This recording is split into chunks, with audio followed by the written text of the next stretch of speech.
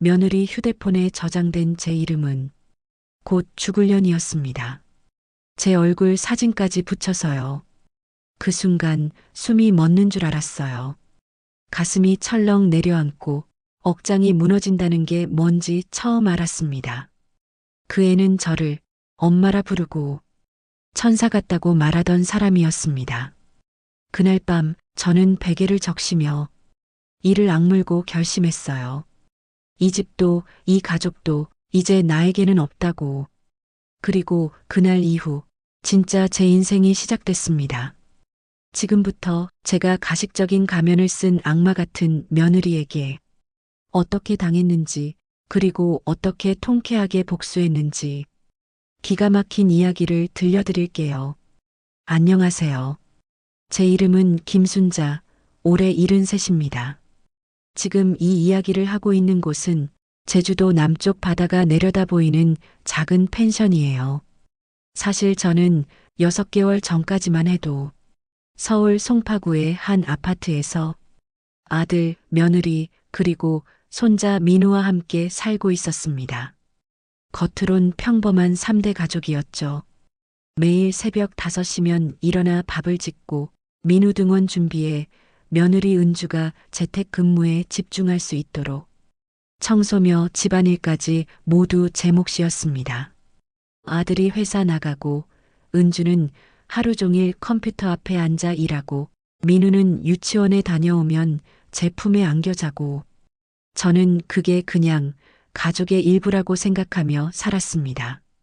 은주도 처음엔 저를 잘 따랐어요. 어머니, 오늘 저녁 진짜 맛있었어요. 어머니 덕분에 저희가 얼마나 편한지 몰라요. 엄마 같은 분을 시어머니로 만난 건 정말 행운이에요. 그 말들, 그 미소, 그 다정한 말투 하나하나가 진심인 줄 알았습니다. 정말로요. 그래서일까요? 작은 무시나 날선 말투가 느껴져도 저는 그냥 넘기곤 했습니다. 민우한테 그런 간식 너무 많이 주지 마세요. 요즘은 그럼 안 돼요. 어머니, 애 옷 너무 두껍게 입히시는 것 같아요. 요즘은 그렇게 안 해요. 조금 서운했지만 요즘 애들 생각이 다르니까 내가 시대를 못 따라가는 거지 하고 넘겼습니다. 하지만 결정적인 순간이 찾아온 건 그날 오후였어요. 그날 민우가 열이 났어요. 은주는 외출 중이었고 급한 마음에 은주에게 전화를 걸었는데 휴대폰 벨소리가 집안에서 울렸습니다.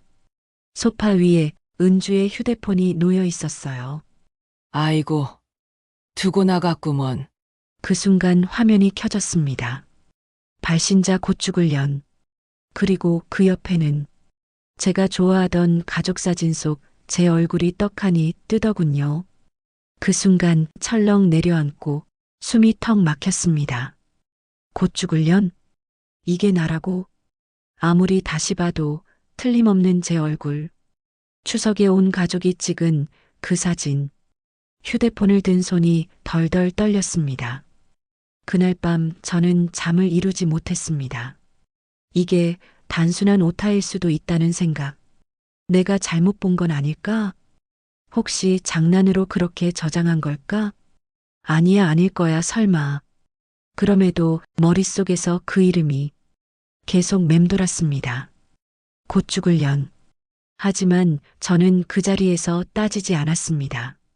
무작정 몰아붙였다가 제가 오히려 민망해질까봐 두려웠습니다. 그 대신 직접 철저하게 확인하기로 마음먹었습니다. 진짜로 나를 그렇게 생각하고 있는지, 그동안 내가 믿었던 모든 말이 다 가식이었는지 확실히 알고 싶었습니다. 그리고 다음 날 전혀 예상치 못한 순간에 그 확인의 열쇠가 제 손에 들어왔습니다. 마이너스 마이너스 마이너스. 민우랑 함께 거실에서 퍼즐 맞추기를 하고 있었어요. 은주가 민우에게 새로 사준 디지털 퍼즐 교구였죠. 조각들을 맞추다 민우가 화면을 두드리며 장난치듯 말했어요. 할머니, 이거 봐요. 엄마 폰 잠금 패턴이랑 비슷하죠? 이렇게, 이렇게, 이렇게?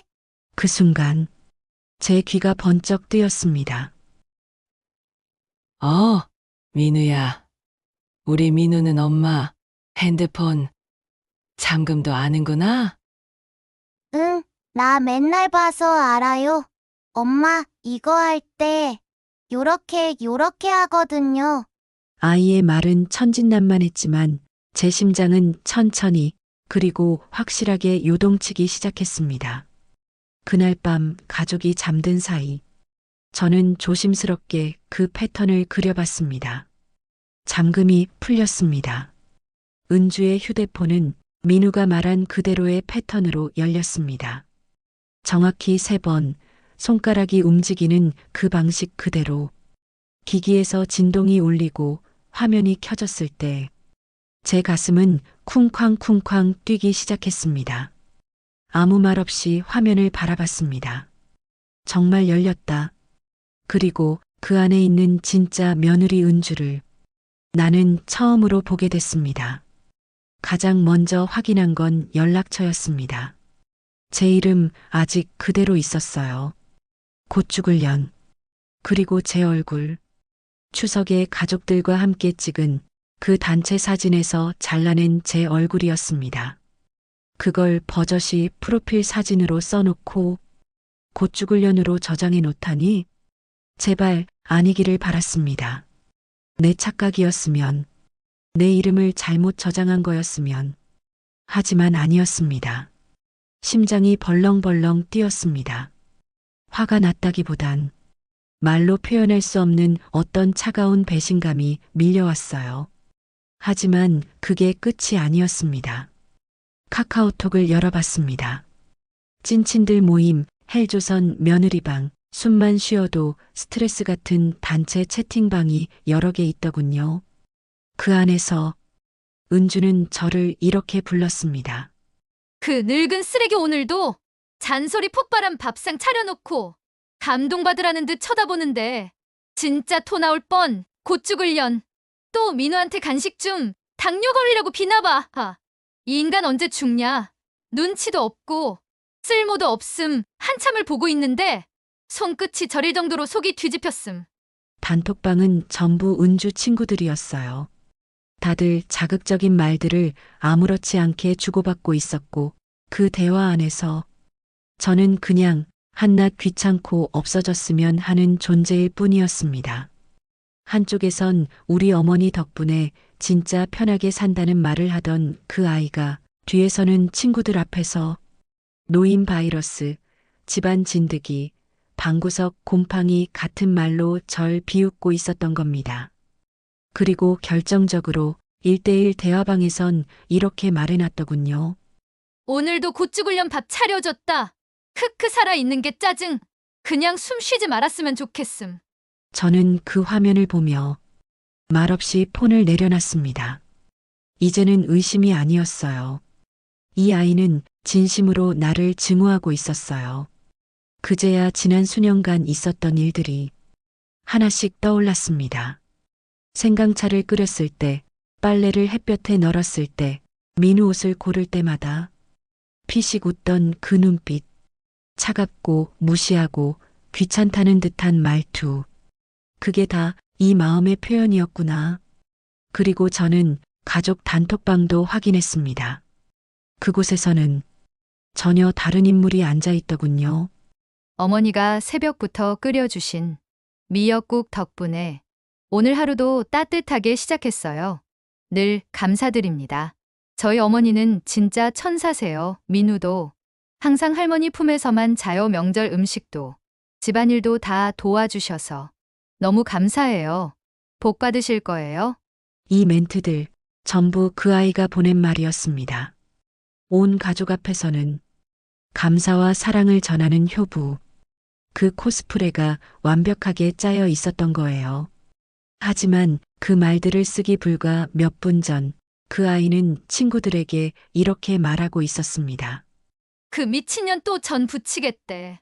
기름 쳐묻히고 있으니 징그럽다. 명절만 되면 피곤해 뒤지겠음. 그 인간 때문에 집안이 썩어. 이제 더는 부정할 수도 모른 척할 수도 없었습니다. 이 아이는 나를 철저하게 두 얼굴로 대했던 겁니다. 앞에서는 천사 어머니, 뒤에서는 곧 죽을 년. 이중적인 말들, 두 얼굴, 그리고 내가 살아온 시간들을 이토록 잔인하게 짓밟아온 사람.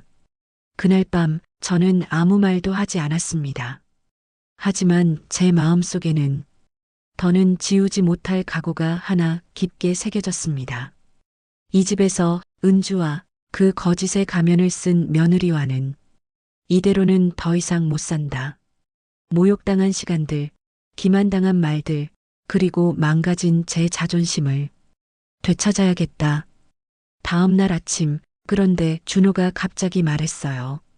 엄마, 요즘 은주가 스트레스 많이 받는다고 하는데 좀 이해해 주세요. 육아도 힘들고 응? 그냥 며느리 입장도 생각해 주시라는 거예요. 은주는 여보, 괜찮아요. 하면서 말렸지만 저는 그 순간 깨달았습니다. 아들마저 이미 그 아이 편이구나. 이제 나는 이 가식의 가면을 벗기기로 마음먹었습니다. 그날 밤 은주의 휴대폰 속 곧 죽을 년이라는 이름, 친구들과의 대화, 가족 단톡방 속 위선적인 말들. 그 모든 걸 확인한 저는 말없이 조용히 방으로 들어왔습니다. 심장이 쿵쾅쿵쾅 뛰었습니다. 억장이 무너진다는 표현, 그게 어떤 감정인지 그제서야 실감할 수 있었습니다.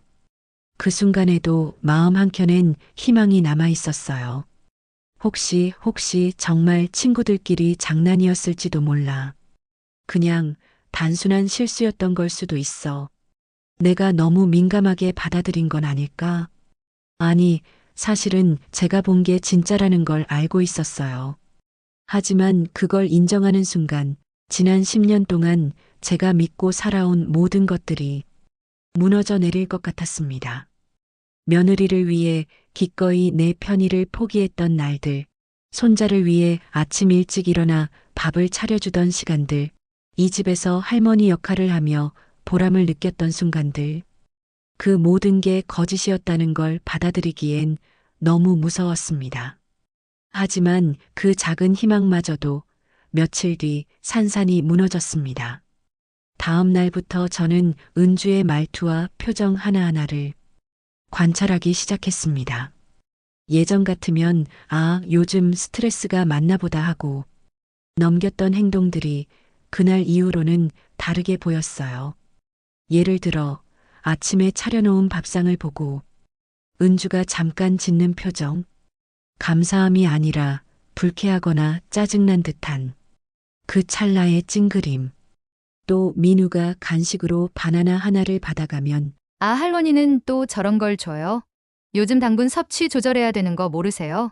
말끝마다 걸리는 듯한 뉘앙스, 늙고 쓸모없는 사람 취급하는 그 어조. 예전에는 못 들었던 게 아니라 그냥 제가 듣고 싶지 않았던 것뿐이었죠. 며칠 후였습니다. 은주가 누군가와 전화 통화를 하며 화장을 고치고 있었어요. 저는 세탁물을 정리하러 방 앞을 지나가다가 우연히 들었습니다. 그 인간? 뭐든 생색내려고 들이대는 것도 지겨워 죽겠어. 그냥 아프기라도 했음 좋겠네. 눈치껏 거실에서 듣고 있던 저는 가슴 한복판이 얼어붙는 듯한 느낌이 들었습니다. 그 인간이 누군지 말하지 않아도 알 수 있었어요. 바로 저였습니다.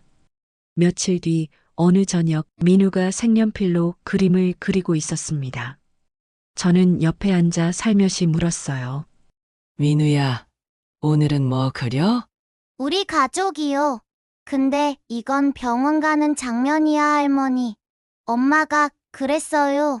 할머니는 곧 하늘나라 갈 거라고. 응? 저는 민우가 잘못 이해했겠거니 하며 애써 웃어넘기려 했습니다. 그런데 민우는 덧붙였습니다. 그래서 할머니 죽으면 나 방 생긴대.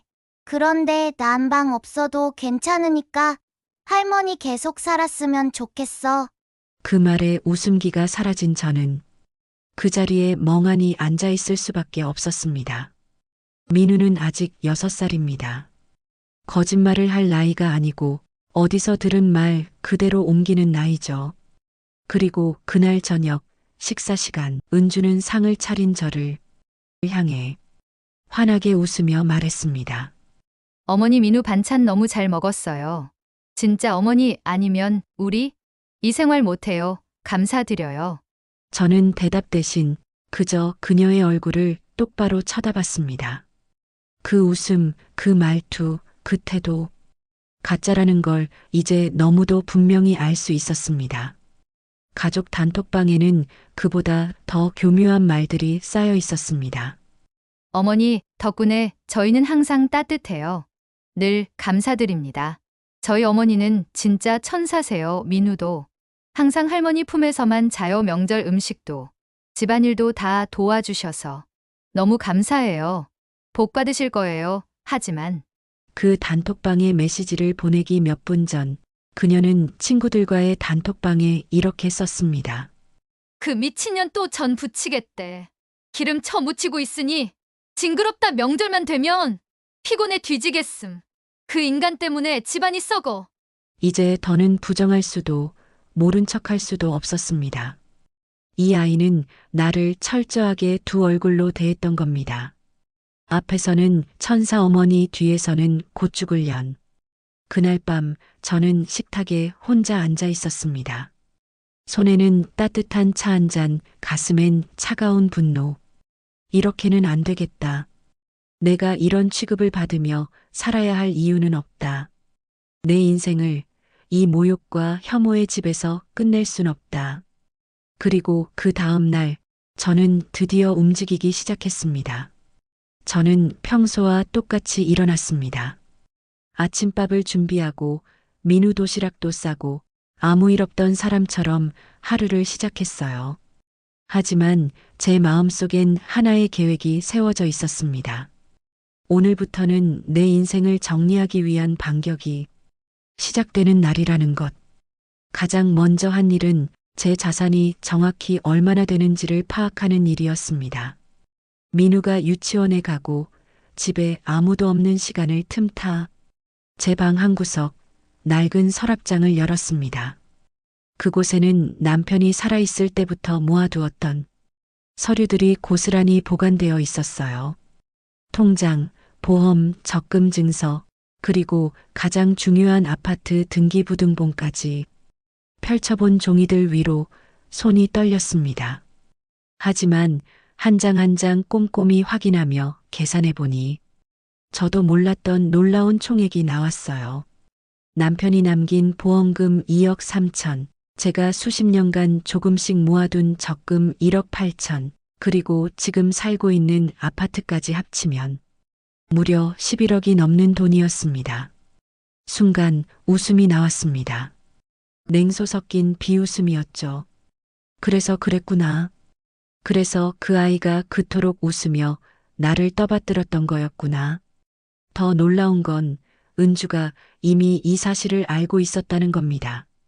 작년에 어머니 건강검진 받으시라며 제 보험 증서를 가져간 적이 있었거든요. 그때 다 확인했겠죠. 그날 오후 저는 동네 은행에 갔습니다. 30년 넘게 알고 지낸 이 과장님에게 말했어요. 제 명의로 된 모든 계좌 하나로 정리하고 싶어요. 그리고 아무도 건드릴 수 없게 비밀번호도 바꾸고 보안도 최대한 강화해 주세요. 이 과장님이 놀란 눈으로 물었죠. 어머님 혹시 무슨 일 있으세요? 가족분들과 상의는 하셨고요? 그게 며느리가 자꾸 제 돈 관리를 하겠다고 하는데 아직 제가 멀쩡한데 왜 그래야 하는지 모르겠어요. 이 과장님이 고개를 끄덕이며 말했습니다. 요즘 그런 일 많아요. 어르신들 재산 때문에 가족 간에 문제 생기는 경우가 알겠습니다. 확실하게 정리해 드릴게요. 그 다음 날엔 부동산을 찾았습니다. 남편 살아있을 때부터 알고 지낸 김 사장님에게 조용히 물었어요. 사장님, 우리 아파트 시세 지금 어느 정도예요? 어휴, 여사님. 거기 요즘 재개발 얘기도 있고 해서 꽤 올랐어요.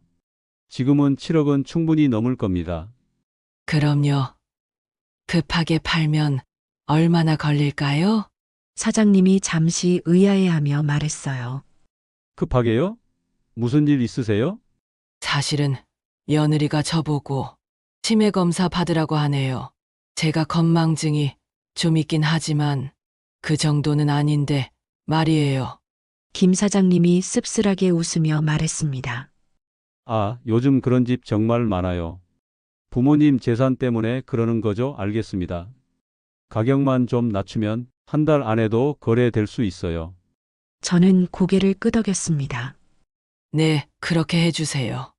집으로 돌아오는 길, 주머니 속엔 통장 정리 서류가 있었고, 손에는 부동산 계약 준비 문서가 들려 있었어요. 가방이 무겁게 느껴졌습니다. 하지만 제 발걸음은 그 어느 때보다 가벼웠습니다. 그런데 집에 도착하니 예상치 못한 상황이 기다리고 있었어요. 은주가 제 방 앞에서 서성이고 있더군요. 어머니, 어디 다녀오셨어요? 응. 그냥 동네 좀 돌았다. 혹시 은행이나 그런 데는 안 가셨죠? 순간 소름이 돋았습니다. 이 아이가 제 행동을 감시하고 있었던 거예요. 왜 그런 걸 물어? 아니에요. 그냥 요즘 어머니가 자꾸 깜빡깜빡 하셔서요. 혹시 통장 같은 거 잃어버리시면 안 되니까요. 그 말에 저는 며느리를 테스트 한번 해보기로 했습니다. 아, 맞다. 통장 어디 뒀는지 기억이 안 나네, 은주야. 우리 통장들 어디 보관해두면 좋을까? 은주의 눈이 반짝 빛났습니다. 어머니, 제가 안전하게 보관해 드릴게요. 요즘 치매 초기 증상이 그런 거라고 하던데. 바로 이거였습니다.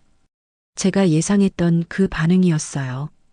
그날 저녁, 저는 평소보다 더 정성스럽게 저녁밥을 지었습니다.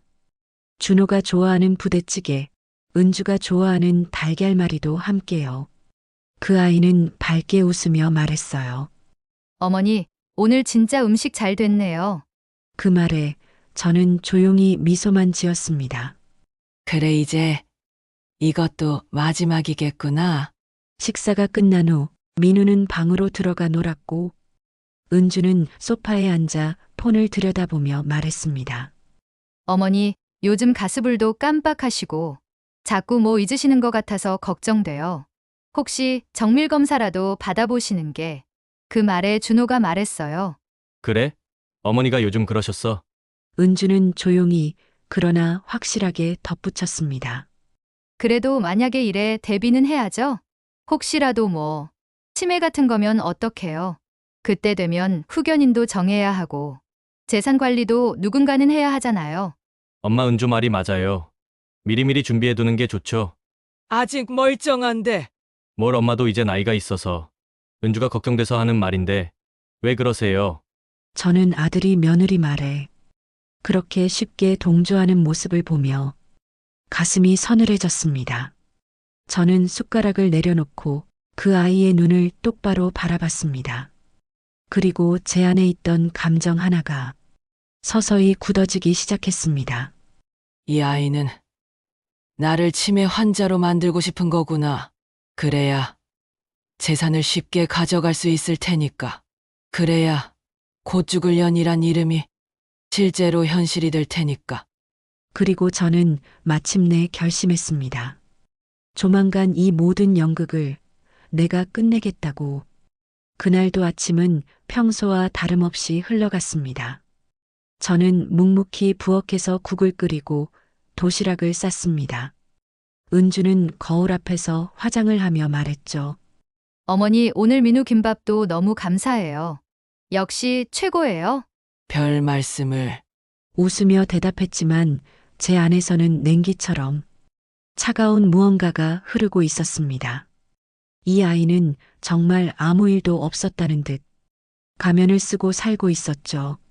하지만 그 가식은 오래가지 않았습니다. 바로 그날 저녁이었습니다. 민우가 자고 난 뒤 거실에서 은주와 준호가 와인을 마시며 나누는 대화를 들었습니다. 원래 저는 제 방에 있으면 그런 대화를 일부러 피했지만 그날따라 목소리가 꽤 컸습니다. 자기야, 나 진짜 너무 힘들어. 왜? 무슨 일 있어? 어머니, 나 진짜 한계야.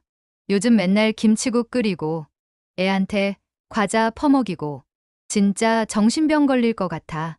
조금만 참아. 엄마 곧 연세도 있으시고 이러다 알아서 조용히 되지 않겠어? 그 말을 듣는 순간 심장이 쿵 하고 무너졌습니다. 곧 죽겠지라는 뉘앙스가 입 밖으로 자연스럽게 흘러나온 그 아이의 말. 그리고 그걸 듣고도 아무 말도 하지 않는 제 아들 준호. 그 순간 저는 깨달았습니다. 이 집에선 그 누구도 저를 사람답게 대하지 않는다는 걸요. 그날 밤 제 방불도 켜지 않은 채 아무 말 없이 천장을 바라보며 누웠습니다. 머릿속에는 한마디만 계속 맴돌았습니다. 이제 정말 참을 이유가 없다. 다음 날 사건은 터졌습니다. 점심 무렵 은주가 외출했고 저는 민우와 함께 부엌에서 감자를 삶고 있었습니다. 민우는 해맑게 웃으며 말했죠. 할머니, 나 오늘 학교에서 상 받았어. 그래? 우리 민우 대단하네. 감자 껍질을 벗기며 웃어주는데 문이 열리는 소리가 들렸습니다. 어머니, 은주였습니다. 문을 열고 들어오더니 갑자기 냉장고 쪽을 확인하며 고래고래 소리를 질렀습니다. 어머니, 감자 상했잖아요. 이런 거 애한테 먹이면 어떡해요? 상한 건 아니야. 삶으면 괜찮. 아, 제발요. 제발. 요즘 너무 깜빡깜빡하셔서 무섭다고요. 민우까지 데리고 뭔 짓이에요? 진짜. 저는 아무 말도 하지 않았습니다. 하지만 마음속에서 뭔가 확실히 끊어지는 소리가 들렸습니다. 사실 감자는 멀쩡했습니다. 겉껍질에 흙만 묻어있던 것뿐이었는데 은주는 일부러 큰 소리를 내며 저를 비난했던 거예요. 그때 준호가 들어왔습니다. 무슨 일이야? 여보. 어머니가 상한 감자를 민우한테 주려고 했어요.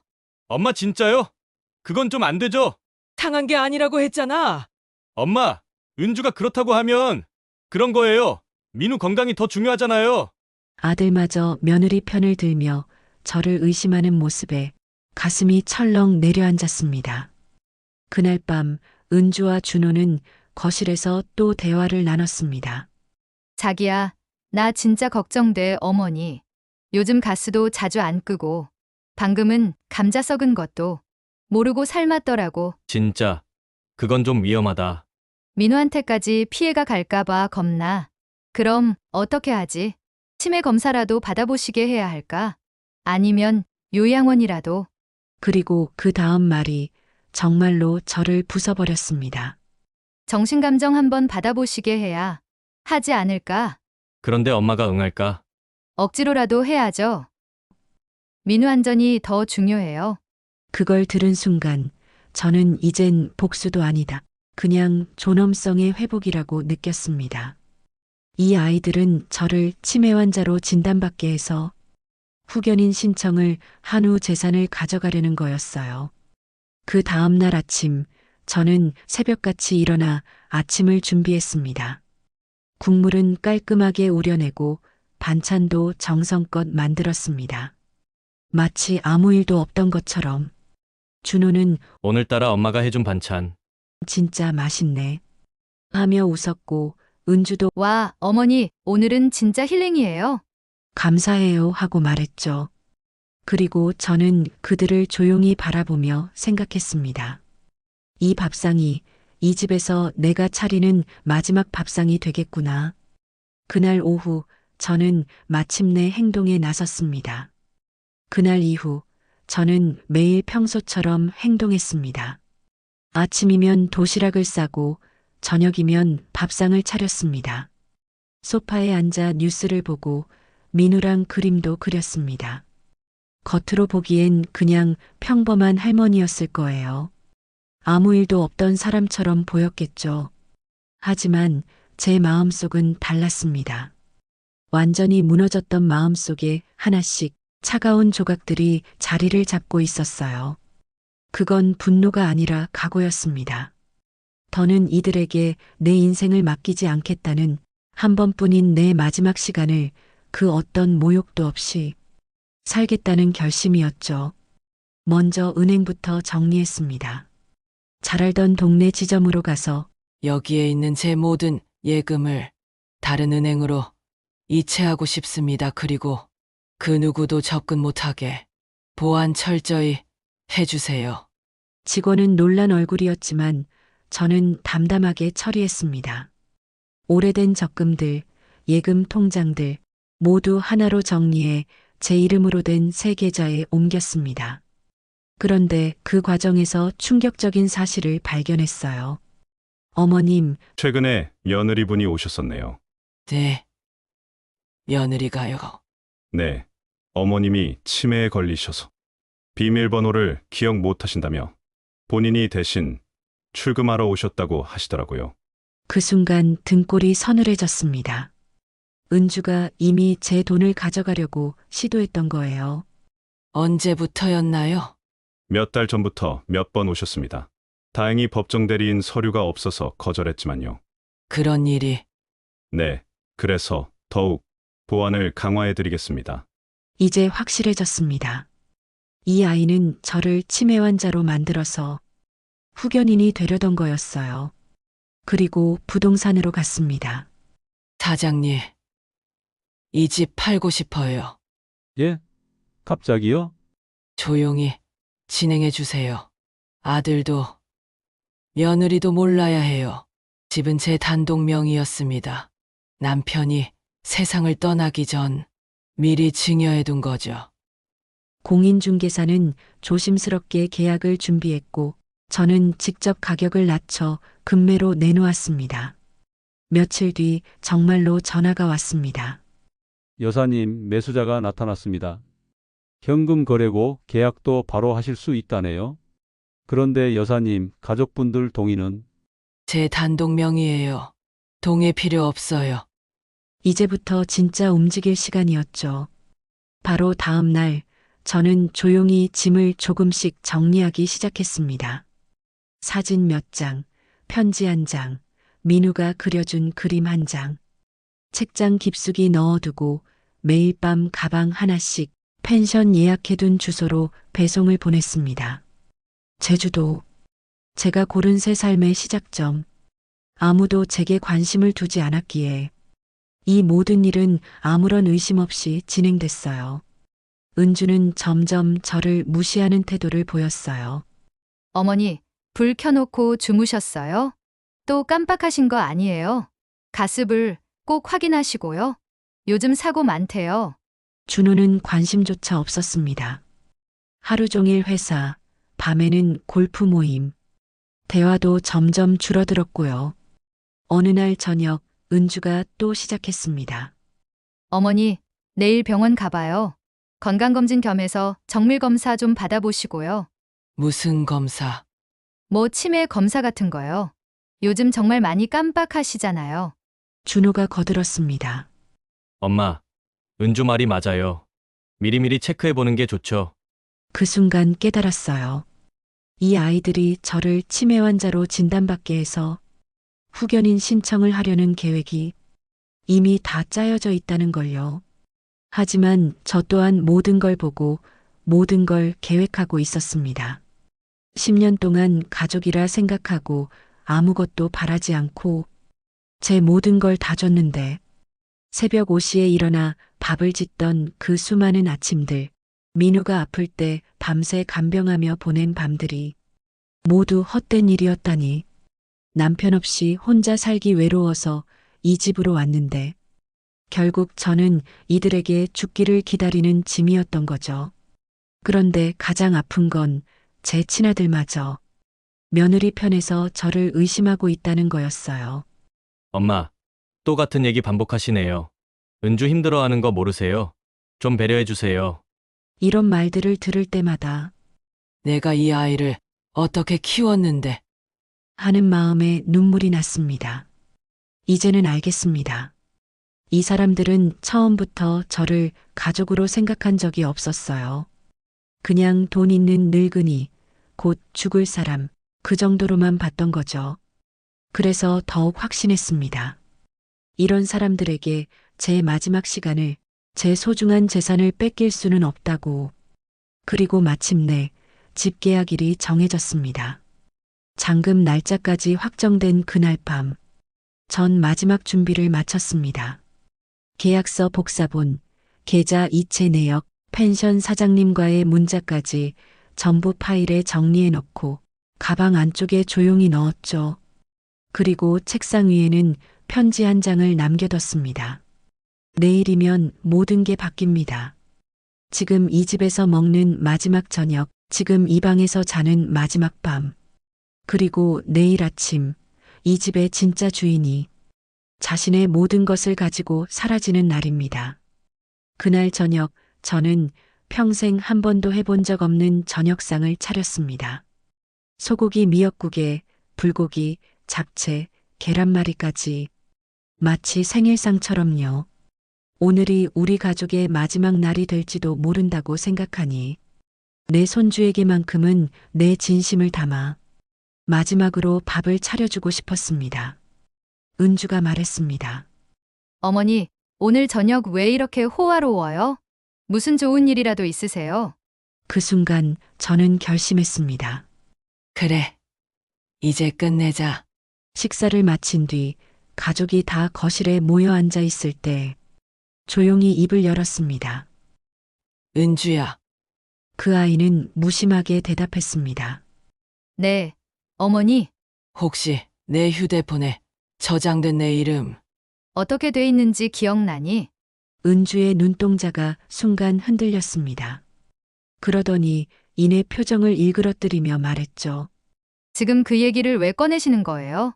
설마 제 핸드폰 보신 거예요? 제가 입을 열기도 전에 은주가 먼저 발끈하며 공격해왔습니다. 아니, 어머니! 이제 남의 핸드폰까지 몰래 보세요? 사생활도 없어요? 그런 식으로 뒤에서 몰래 보시고 그걸 지금 와서 따지는 게 정상인가요? 그 말에 제 심장이 또 한 번 쿵 하고 내려앉았습니다. 몰래 봐서 미안하다. 근데 은주야, 그건 몰래 볼 수밖에 없는 내용이었어. 저는 조용히 스마트폰을 꺼냈습니다. 캡처해둔 화면들을 하나하나 보여줬습니다. 곧 죽을 년. 그 늙은 쓰레기 오늘도 잔소리 폭발함. 그 인간 언제 죽냐 눈치도 없고 쓸모도 없음. 그리고 가족 단톡방에서 천사 코스프레하며 써놓은 감사 멘트들까지. 은주의 얼굴이 하얗게 질렸습니다. 하지만 그 아이는 여전히 눈 하나 깜짝하지 않고 말했습니다. 그건 그냥 친구들끼리 하는 농담이에요. 스트레스 풀려고 했던 말들이라고요. 그때 아들이 말했습니다. 은주야, 그건 좀 너무했다. 어머니한테 그런 말은. 전 그 순간 작은 희망을 걸었는지도 모르겠습니다. 그래, 우리 아들만은 내 편이 되어줄 거라고. 하지만 그 다음 말이 더 아팠습니다. 그래도 뭐, 은주도 스트레스 많이 받았을 수도 있잖아. 어머니가 요즘 예민하시기도 했고, 그냥 오해일 수도 있지. 그 순간 저는 확신했습니다. 아, 넌 끝까지 엄마 편이 아니었구나. 오해라고? 제 목소리는 떨리고 있었습니다. 내 이름을 곧 죽을 년이라고 저장한 게 오해야? 내 사진 붙여놓고 친구들한테 비웃은 게 오해라고? 너는 그걸 보고도 아직 그 아이 편을 드는 거야? 아들은 말없이 고개를 숙였습니다. 넌 내 아내의 손을 잡았고 나는 그날 내 아들의 손을 놓기로 했어. 은주가 말했습니다. 어머니, 죄송해요. 저도 몰랐어요. 이렇게까지 될 줄은. 아니, 넌 정확히 알고 있었어. 내가 얼마나 날 밟았는지, 어떻게 날 조롱했는지, 어떻게 내 희생을 쓰레기처럼 취급했는지. 저는 자리에서 일어나 미리 준비해둔 서류 봉투를 꺼냈습니다. 이건 집 매매 계약서야. 두 사람의 표정이 얼어붙었습니다. 내 명의로 된 집이니까 나 혼자 계약할 수 있었어. 다음 주에 잔금 받고 이사 나가기로 했어. 뭐라고요? 은주가 믿을 수 없다는 듯 소리쳤습니다. 이 집은요? 민우는요? 우린 어디서 살라고요? 그건 너희가 알아서 해. 이제부터 너희 삶은 너희가 책임져. 그럼 어머니는 어디 가시려고요? 저는 조용히 미소 지었습니다. 내가 평생 꿈꿨던 곳으로. 이제는 나도 나를 위해 살 거야. 아들은 충격에 빠진 얼굴로 말했습니다. 엄마 진심이세요? 그래. 진심이야. 이렇게까지 하실 필요는 없잖아요. 우리 가족이잖아요. 그 말에 저는 차갑게 대답했습니다. 가족이면 적어도 나한테 곧 죽을 년이라는 이름은 안 붙였겠지. 순간 거실이 고요해졌습니다. 은주는 울고 있었고 아들은 말이 없었습니다. 그때 저는 내 마음속에서 무너졌던 자존심이 다시 제 모습을 되찾는 걸 느꼈습니다. 나는 이 집안의 짐짝도 비웃음의 대상도 참고 견뎌야 할 존재도 아니었다는 것. 내 인생은 누구도 함부로 손대선 안 되는 존중받아야 할 인생이었다는 것. 그날 밤 나는 처음으로 제 존재를 존엄으로 대우했습니다.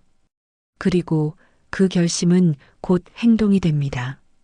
며칠째 집안은 아주 조용했습니다. 은주는 예전처럼 아무 일 없다는 듯 제게 말을 걸었고 준호는 어색한 미소를 지으며 퇴근할 때마다 제 눈치를 살폈습니다. 엄마, 그날 진심으로 죄송해요. 제가 너무 몰랐어요. 어머니, 저도 너무 후회돼요. 제가 정말 왜 그랬는지. 둘은 그렇게 말했습니다. 그리고 조심스럽게 말을 덧붙였죠. 이사 문제는 다시 한 번만 생각해 주시면 안 될까요? 집도 그렇고 재산 정리도 어머니가 너무 충동적으로 하신 건 아닐까 해서요. 앞으로는 진짜 저희가 더 잘할게요. 다시는 그런 일 없게 할게요. 말은 그럴듯했지만 그 속에 담긴 진심을 저는 이미 알고 있었죠. 하지만 가장 웃긴 건 이 아이들이 정말로 자기들이 뭘 잘못했는지 모른다는 거였어요. 은주는 여전히 제가 아침에 차려놓은 밥상을 보며 찡그린 표정을 숨기지 못했고 준호는 제가 예민하게 구는 거라고 생각하고 있었습니다. 심지어 어느 날 밤엔 이런 대화도 들었어요. 자기야, 엄마 언제까지 삐칠까? 그러게 좀 유치하시긴 해. 그냥 말로만 사과하면 될 텐데. 재산 정리한 거 취소 안 하시면 어떡하지? 설마 진짜로 그러시겠어? 민우도 있는데.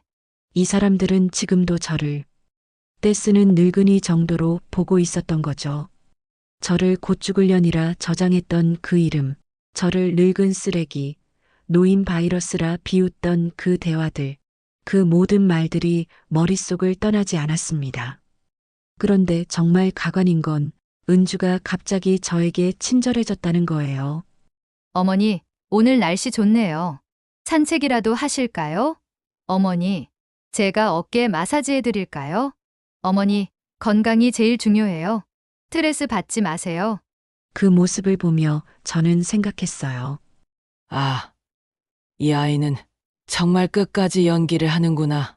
그날 밤 저는 한참 동안 민우의 사진을 바라봤습니다. 참 밝고 착한 아이입니다. 그 아이만 보면 흔들릴 뻔도 했어요. 하지만 내가 지금 이 결정을 번복하면 그 아이가 커서 할머니를 어떻게 기억할까요? 무시당하고 눈치만 보고 자존심 하나 없이 살다가 사라진 존재로 기억될까요? 아니면 자신을 존중했던 강한 사람으로 기억할까요? 더 중요한 건 민우가 자라서 엄마 은주처럼 되면 어떡하죠? 어른을 깔보고 가족을 돈으로만 보고 뒤에서 험담하는 어른으로 자라면? 아니에요. 저는 민우에게 제대로 된 교육을 해줘야 해요. 할머니는 만만한 존재가 아니다. 가족이라고 해서 함부로 대해서는 안 된다. 이런 걸 몸소 보여줘야 한다고 생각했습니다. 저는 고개를 저었습니다. 흔들릴 이유는 없었습니다. 이제 와서 무슨 연극을 하든 나는 더 이상 속지 않겠다고. 그리고 내심 통쾌했어요. 이 밥상도 이 간식도 곧 너희가 그리워하게 될 거야. 내가 없으면 누가 새벽 5시에 일어나서 이런 정성스러운 밥을 차려줄까? 내가 없으면 누가 민우 도시락을 싸줄까? 그때서야 이 사람들이 깨달을 거예요. 그동안 얼마나 소중한 사람을 함부로 대했는지. 그날 밤 저는 마지막으로 집안을 한 바퀴 돌았습니다. 방마다 붙어 있는 가족 사진, 식탁 위에 놓인 조그만 화분, 세탁기에 넣어둔 수건 한 장까지. 그 모든 것들과 이제 곧 작별이라는 걸 알고 있었습니다. 그리고 다시 한번 제 결심을 되새겼습니다. 나는 떠난다. 더는 이 집에서, 더는 이 사람들과 나를 지우며 살지 않겠다. 이제 이들이 진짜 후회할 시간이다. 아침이 밝았습니다. 드디어 제가 떠나는 날입니다. 이 집을, 이 가족을, 제 과거를 모두 뒤로 한 채 나서는 날이죠. 아무도 몰랐습니다. 제가 오늘 떠날 거라는 사실을. 사실 그날 은주와 준호에게 진실을 폭로했던 그 다음 날 바로 짐을 싸서 나갈 수도 있었습니다.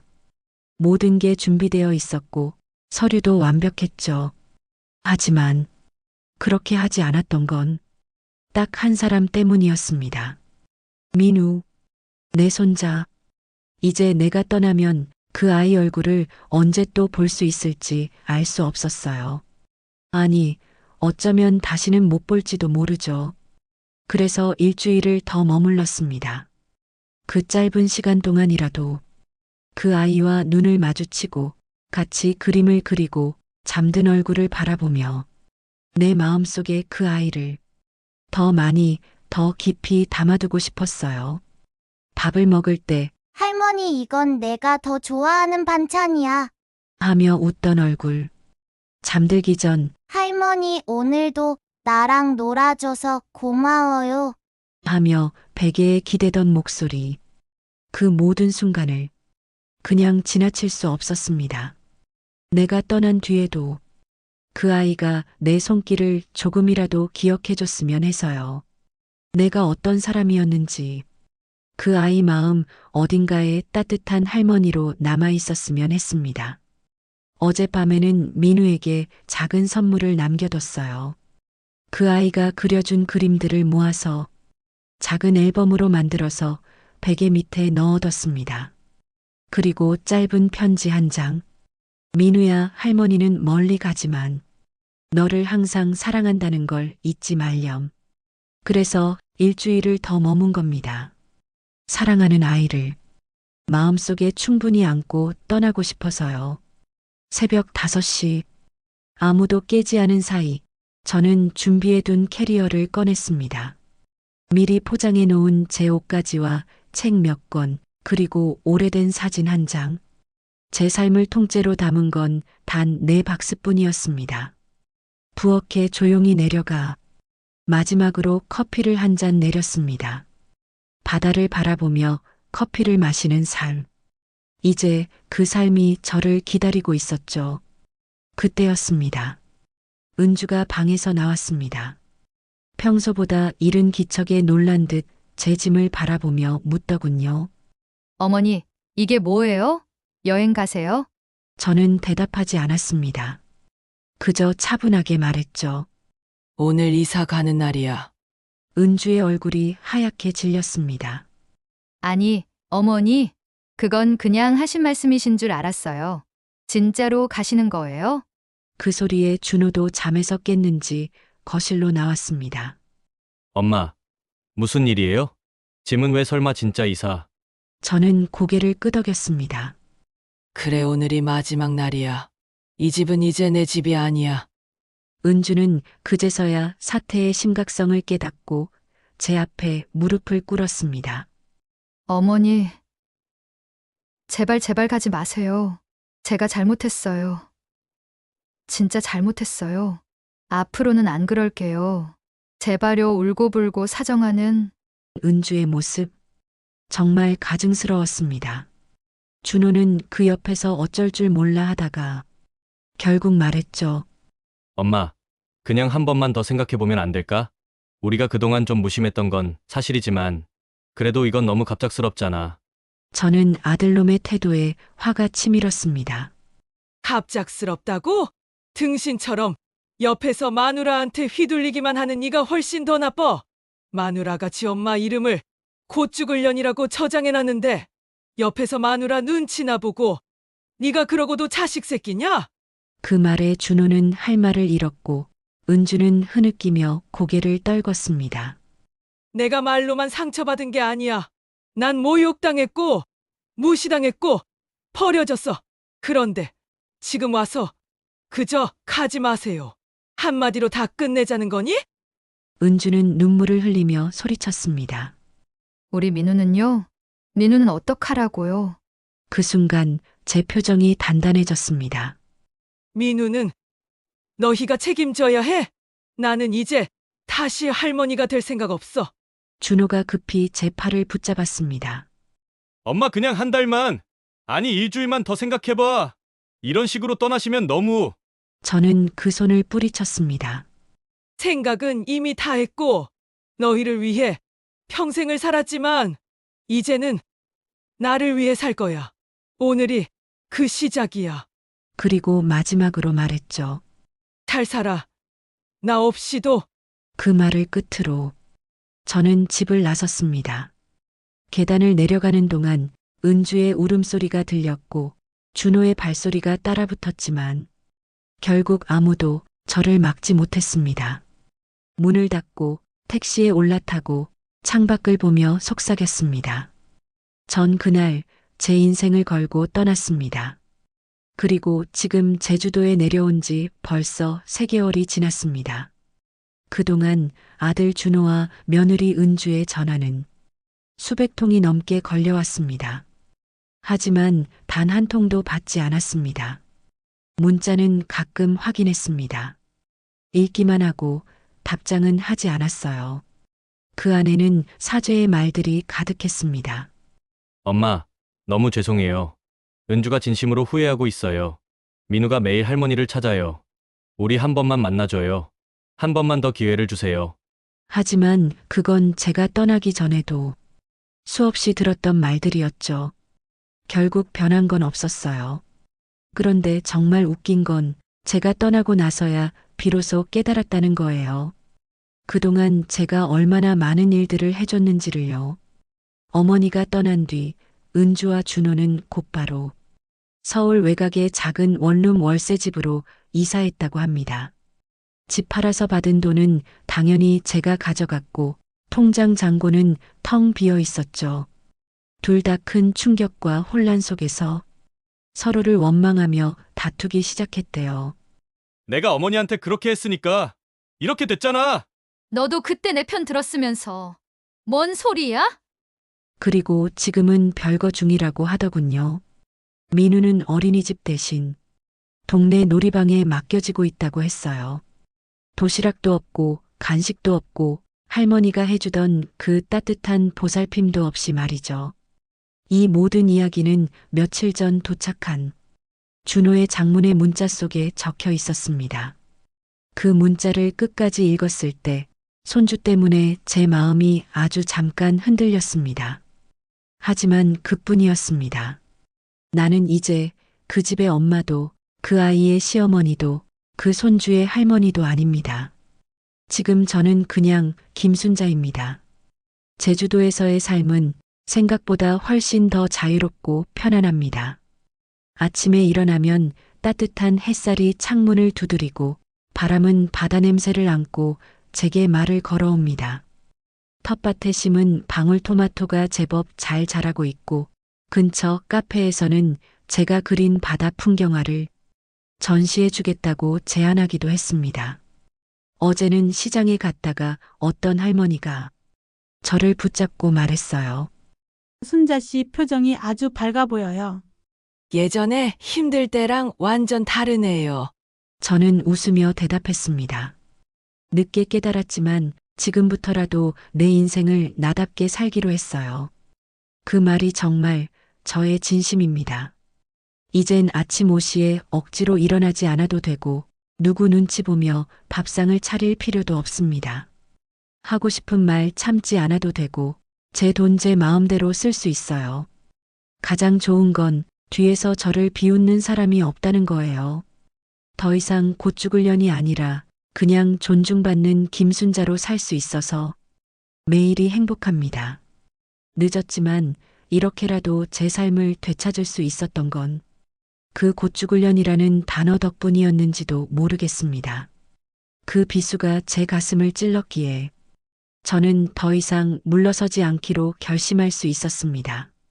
그리고 지금은 정말 너무 행복합니다. 제 이야기를 끝까지 들어주셔서 감사합니다. 오늘 제 이야기가 여러분에게 조금이나마 위로와 용기가 되었다면 구독과 좋아요 한 번씩 눌러주세요. 그리고 순자 씨의 행동에 대해 댓글로도 의견 남겨주세요. 지금 이 영상을 보며 마음속에 억눌린 분노와 눈물이 있는 분이 계시다면 꼭 기억해 주세요. 존중받지 못하는 곳에서 떠나는 건 절대 이기적인 행동이 아닙니다. 오히려 용기 있는 결단입니다. 늦었다고 생각되는 그 순간이 바로 시작해야 할 때일지도 모릅니다. 그럼 다음에도 위로와 용기가 되는 사연으로 찾아뵙겠습니다. 평안하세요.